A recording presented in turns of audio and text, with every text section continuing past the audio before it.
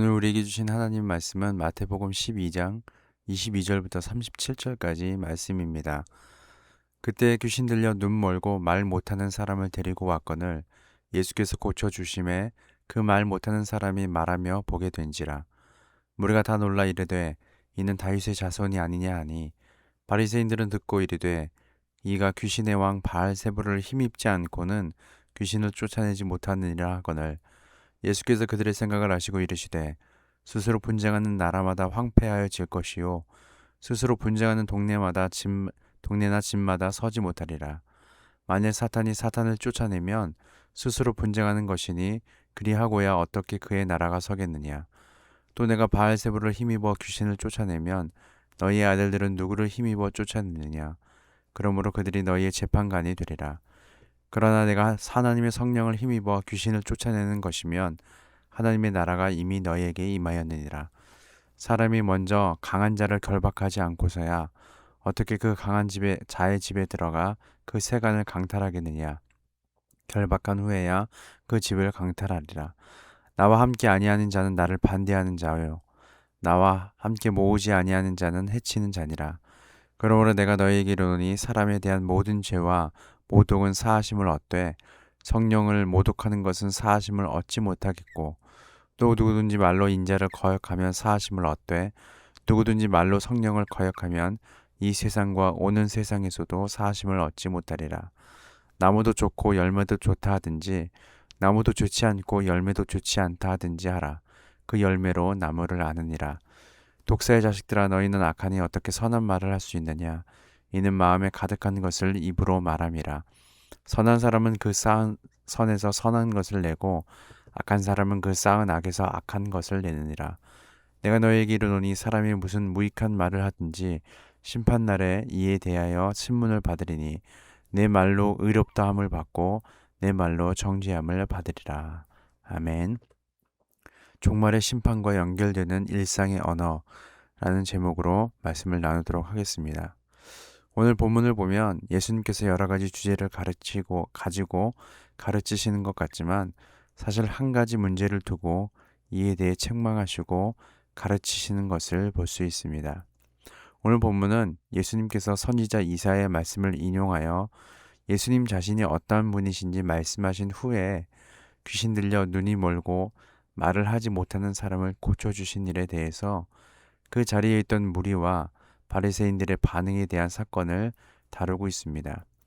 우리는 귀신 들린 자를 고치신 일에 대해 놀라면서 예수님께서 자신이 말씀하신 대로 다윗의 자손인 것 같다라고 말합니다. 하지만 바리새인들은 예수님의 귀신 쫓아내심에 대해서 귀신의 왕 바알세불을 힘입지 않고는 쫓아낼 수 없다고 말합니다. 그리고 예수님은 이에 대한 답변으로 가르치시고 또한 책망하십니다. 예수님의 가르침과 책망에서 중요한 단어는 25절 처음에 그들의 생각을 아시고입니다. 25절부터 보면요. 예수님은 바리새인들의 말에 대해 변론을 펼치십니다. 그런데 눈여겨볼 수 있는 것은 예수님은 이 문제에 대해서 한 나라가 세워지는 법칙을 예를 들어 설명하셨다는 점입니다. 같은 나라 사람이 분쟁하면 그 나라가 세워질 수 없다는 것입니다. 그리고 27절에서 예수님은 의미심장한 말씀을 하십니다. 예수님께서 바알세불의 도움으로 귀신을 쫓아내면 바리새인을 따르는 사람들은 누구의 도움으로 귀신을 쫓아낼 것이냐고 물으시는 것입니다. 이 말을 풀어 설명하면 이렇습니다. 귀신을 쫓아내는 일이 바알세불의 도움으로 쫓아내는 논리라면 너희가 귀신을 쫓아내는 사역을 감당하게 될 때 너희 역시 바알세불의 도움으로 쫓아내게 된다는 말이 되기 때문에 너희의 그 논리는 상식적으로 성립이 되지 않는다라고 말씀하시는 것입니다. 따라서 예수님께서 성령으로 귀신을 쫓아내는 것이 논리적으로 즉 한 나라를 세워가는 법칙에 따른 논리적으로 맞는 말이고 그렇기 때문에 하나님 나라가 세워지는 것이라고 말씀하십니다. 그리고 이를 좀 더 구체적으로 설명하기 위해 29절에서 이렇게 말씀하시죠. 강한 자의 집을 차지하려면 강한 자를 이겨야 하는데 귀신을 이길 수 있는 것은 더 강한 귀신이 아니라 성령 하나님밖에 없다고 말씀하시는 것입니다. 따라서 귀신을 쫓아냈다는 것은 성령이 역사하심이 있었다는 의미인데, 그러한 성령의 역사하심을 가지고 바알세불이 쫓아낸 것이라고 말한다는 것은 성령을 모독하는 것이며, 이러한 모독은 절대 용서받지 못할 것이라고 말씀하십니다. 그리고 33절부터 보면 예수님은 바리새인들이 왜 그런 반응을 보였는지에 대해서 말씀하십니다. 앞서 말했듯이 예수님은 그들의 생각을 아시고 그들에게 말씀하십니다. 바리새인들이 예수에 대해서 그렇게 말씀하신 것은 그들이 악하기 때문이다 라고 말씀하신다는 것이죠. 좋은 나무에서 좋은 열매가 나고 나쁜 나무에서 나쁜 열매를 맺는 법입니다. 그들의 마음에 가득 찬 것을 입으로 말하는 것임을 책망하고 계십니다. 특별히 주일 설교 시간에 다니엘 풀렌의 내용 중 집중에 대해서 말씀을 들었습니다. 그리고 집중한다는 것은 생각의 성벽을 재건하는 것임을 배웠습니다. 모든 인간은 지적으로, 감정적으로, 의지적으로, 전적으로 타락했기 때문에 하나님께서 주신 진리의 말씀으로 그 생각을 재건하지 않으면, 그 마음을 재건하지 않으면 죄로 말미암아 타락한 본성, 즉 타락한 마음과 타락한 생각에 따라서 그의 말과 행동이 나타나게 되기 때문이다라는 것입니다. 바리새인들은 예수님이 사역하시는 사사건건 못마땅해 하며 지적하는 것을 볼 수 있습니다. 그런 바리새인들의 태도에 예수님은 그 원인이 그들의 마음에 있다고 말씀하신 것입니다. 우리 34절과 35절을 다시 읽어볼까요? 독사의 자식들아, 너희는 악하니 어떻게 선한 말을 할 수 있느냐? 이는 마음에 가득한 것을 입으로 말함이라. 선한 사람은 그 쌓은 선에서 선한 것을 내고 악한 사람은 그 쌓은 악에서 악한 것을 내느니라.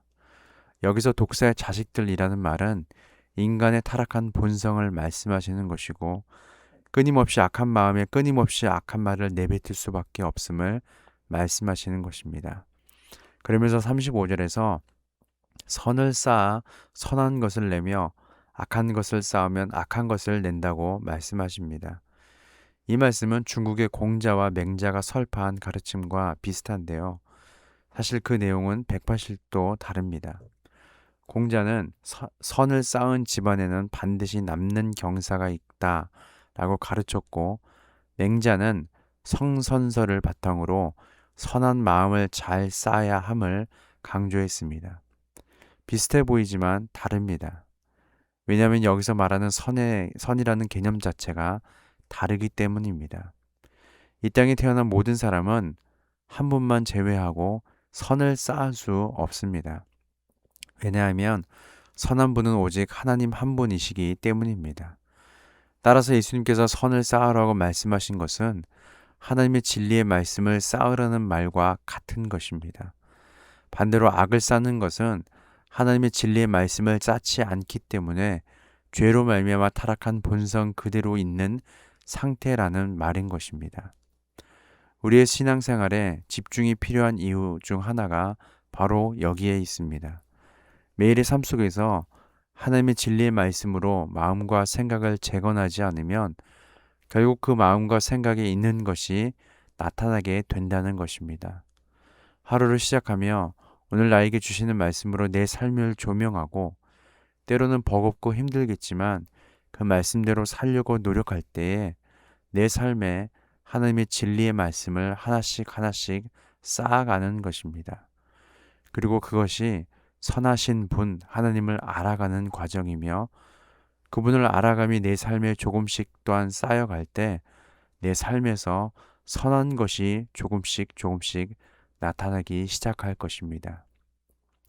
오늘 이 시간 말씀을 가지고 기도하실 때에 나는 성령 충만함으로 선한 말과 행동으로 다른 사람을 생명으로 이끌고 있는지, 아니면 여전히 내 마음과 생각을 재건하지 않고 다른 일을 말과 행동으로 죽음으로 이끌고 있지는 않은지 점검해 보았으면 좋겠습니다.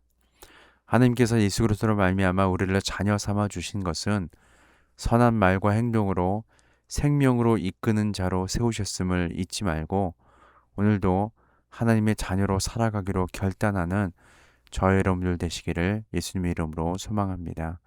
기도하겠습니다. 주님, 조금만 방심하고 말씀에서 멀어지면 제 마음이 금세 악한 것으로 물들 수밖에 없음을 고백합니다. 제 입술과 마음의 그릇이 주님 말씀으로 가득 차서 거룩해지게 하옵소서.